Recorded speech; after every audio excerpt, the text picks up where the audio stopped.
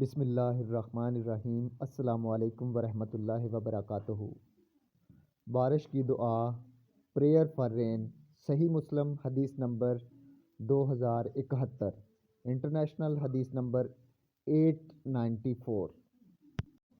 سفیان بن عیینہ نے عبداللہ بن ابی بکر سے، انہوں نے عباد بن تمیم سے، اور انہوں نے اپنے چچا عبداللہ بن زید رضی اللہ تعالیٰ عنہ سے روایت کی۔ انہوں نے کہا، رسول اللہ صلی اللہ علیہ وآلہ وسلم مدینہ سے نکل کر عیدگاہ تشریف لے گئے اور بارش کی دعا کی۔ آپ نے قبلے کی طرف رخ کیا، اپنی چادر پلٹی اور 2 رکعت نماز پڑھی۔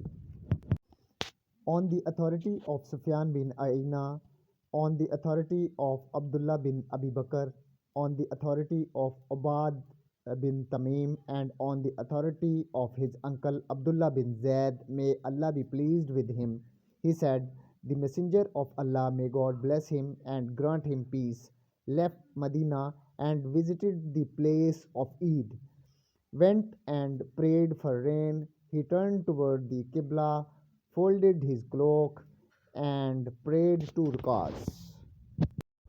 اللہ تعالیٰ سے دعا ہے اللہ تعالیٰ قرآن مجید اور احادیث نبوی صلی اللہ علیہ وآلہ وسلم پر عمل پیرا ہونے کی توفیق عطا فرمائے۔ وآخر دعوانا ان الحمد للہ رب العالمین۔